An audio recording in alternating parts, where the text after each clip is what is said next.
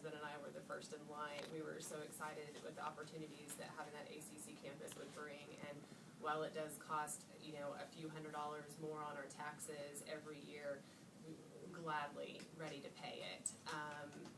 Just because of the opportunities that it will bring, not only for jobs here in our community, but also with 3 young kids, I want them to hurry and get that built, because by the time Madeline gets to high school, I fully expect that she will be taking classes for credit like I did.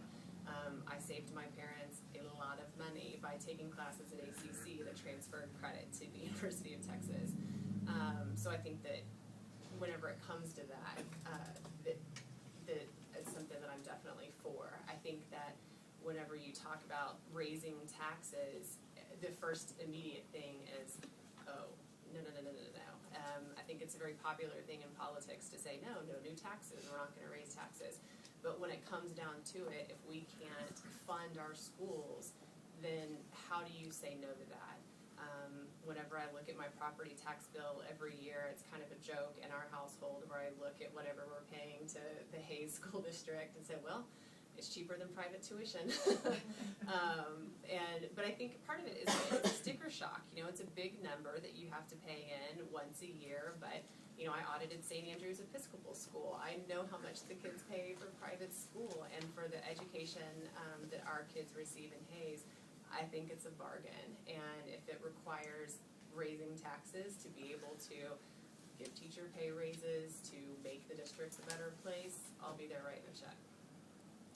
Thank you. Mr. Limon? Read my lips. No, I'm not going to say that, but honestly, it's hard to see where you're going to be as a district, 5 years from now. If we were to entertain a measure like that, it would be the very last option. I would challenge our district, with several options to reduce cost and look at every program. I've worked 16 years in budget for a state agency, and one budget cycle, we did this exercise where we started with a zero budget. Every position, every purchase that we were going to make, we had to justify. And I think before, we're overtaxed already as a society, and people are hurting right now. I think that if we got to a point where we exhausted every other option, yes, in order to continue providing the services that we need to provide and to get our kids where they need to be, we would do that. But it would be hard for me to support that. You mind repeating the question, please? Yes. What is your philosophy regarding taxation and funding our schools? Would you ever support a tax ratification election to increase the property tax rate in the district?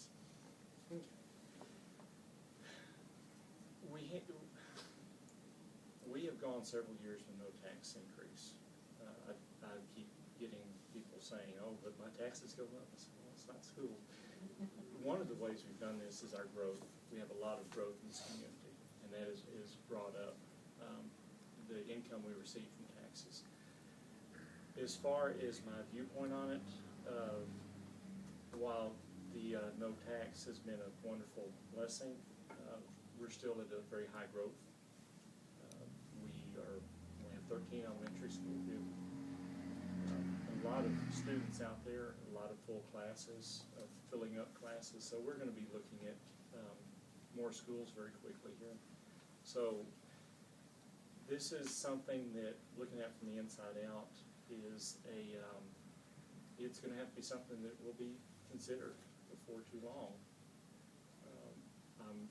I'm praying that our income from our growth keeps up with this, and that it does not become an issue. But if it does, then we have to keep in focus. As I said earlier, whenever we shake the graduates' hands, that focus is where we're at as a board. Our focus is on educating kids. And as much as I don't want to have to write a higher tax check, educating these kids so they become good members of the community are priority. And so that would be something that we would have to consider if it came up. So I would not be, to answer your question, I would not be objective to considering it. It would be, as Mr. said a while ago, this is something that would have to be last real far down the totem pole, but it would have to be, if it were considered, you know, would have to be a part of that. Okay, thank you. Mr. Ragsdale? The legacy of Hayes Consolidated Independent School District for the 22 years I've been a part of it is that we are the masters, going all the way back to previous superintendents and previous business directors, and as I said, back to 1990, we are the masters of stretching a dollar, and we have been for years and years and years. We stretch dollars in the classroom, we stretch dollars in maintenance, we stretch dollars in transportation, we stretch dollars for band, we stretch dollars for athletics. We are the masters of stretching the dollar. The reality of this is, in my mind, the reality of this is, 10 years ago, we heard a demographer tell us in a redistricting committee that we would have, and at that time we had, well, actually it's been 12 years now, at that time we had right at 8,000 students. And that demographer looked at us and said, in 10 years, you're going to have 12,000 students in Hayes Consolidated. And the members of that committee looked at that lady and they went just like this. It's never going to happen. And we talked about there's no water on the east side. There's no business in the community. What's going to draw people out here? Well, something drew people out here. And as far as supporting a tax ratification, you can't educate 18,000 kids on 14,500 budget.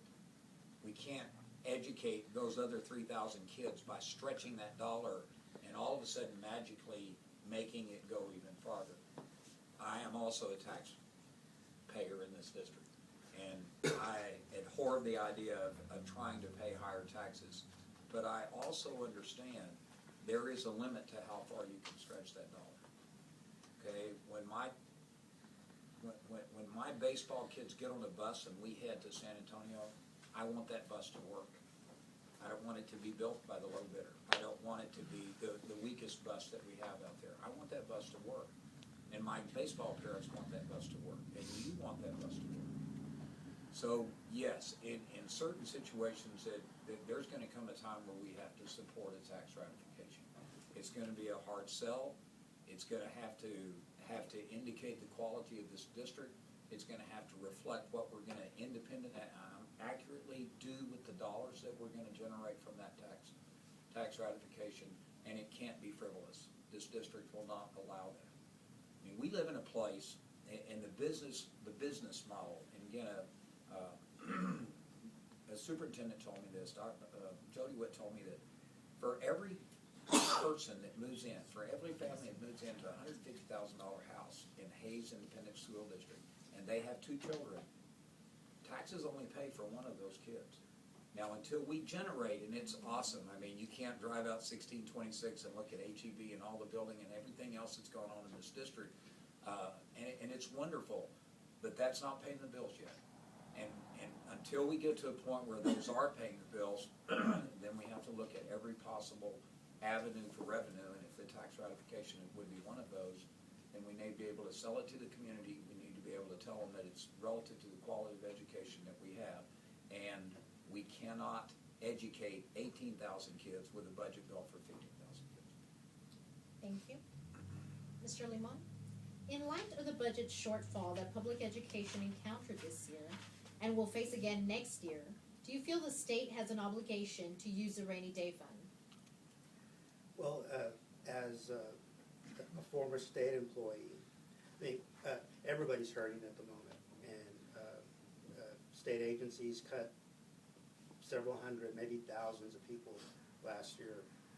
Personally, I hope I'm not around to see an environment that's rainier than what we've seen this last year.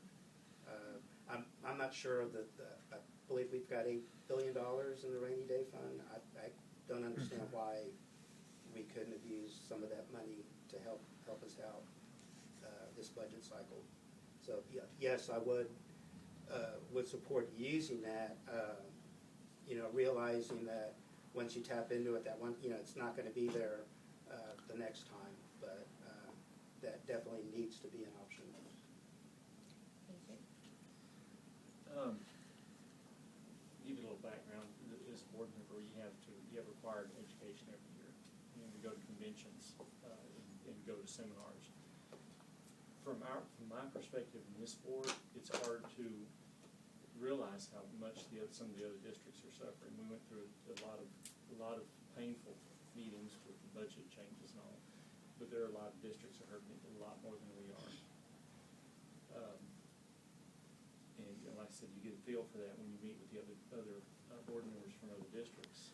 And so, as far as our district, like I said, we came out all right, and we're still, watching, kind of feeling the waters. But the other districts, a lot of the other districts were not prepared for this, and have not.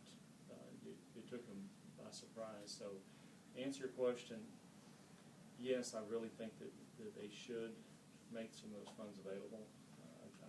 Once again, it's the same way we're doing teachers' pay raise. It needs to be a very judged and incremental amount, not just a whole large dump of funds. I do think those need to be available. And for Mr. Lamone, I hope we're not around for any more rainy days than what we just went through. So, yes, I think they should be available. Mr. Ragsdale?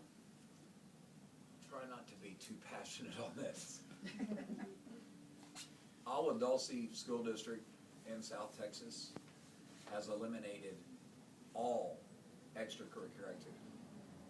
There's a school district in West Texas in which the kids travel on average 22 miles a day that are charging parents for their kids riding on those school buses. There are school districts, numerous school districts over the state that are on hold and are using textbooks that are several years old. I don't see how our legislature can look at the state of those situations and not consider rectifying those situations with the rainy day fund. It just doesn't make sense to me.